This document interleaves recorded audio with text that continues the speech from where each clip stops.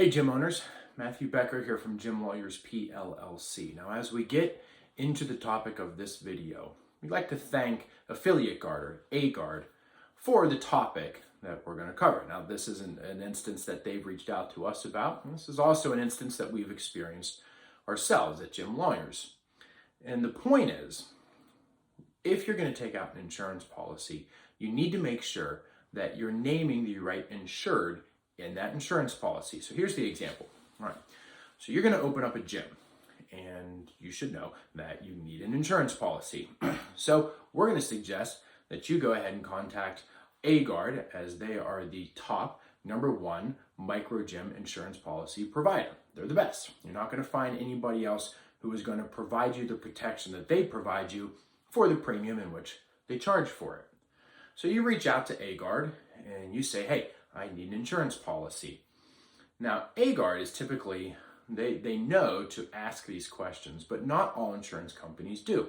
And so we end up reviewing insurance policies that actually aren't protecting the right entity. And what I mean by that is, when you go to take out an insurance policy, the insurance policy needs to name your LLC or your corporation as the insured.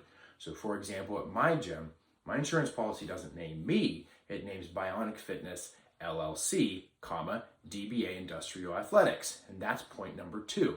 If your state, as most states do, require you to file your doing business as, your DBA, your fictitious name, your assumed name, your trade name, whatever your state calls it, if they require you to file that to link it to your LLC, and that's how you're operating your gym, guess what? Your insurance policy needs to name that as well. So let's look at another sort of example here. Go pull out your insurance policy. Let's assume, like me, that you have an LLC, like mine's Bionic Fitness LLC. And then you have the gym name. Mine is Industrial Athletics. Nobody really knows Bionic Fitness LLC, but that's the limited liability company that's protecting me and my assets as an individual.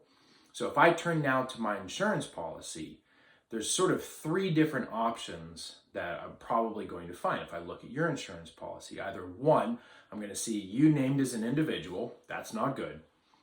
2, I'm going to see your LLC named and nothing else. That's a little bit better. Or 3, I'm going to see your gym's name named and not your LLC. And all 3 of these are insufficient. So call up your insurance policy and say, hey, I need to double check the name on my policy. Who is actually insured? I need it to be my LLC or corporation, DBA, my actual gym name. And then if you don't have that DBA filed with your state and your state requires it, well, that's another step. That's another video. Go through our archive and find the video on fictitious names. But you need to make sure that the proper person, the proper party is named as the insured in your insurance policy. If you have any questions about this or need us to help you make sure that the proper entity, the proper person, the proper party is named in your insurance policy, go ahead and reach out to us at gymlawyers.com.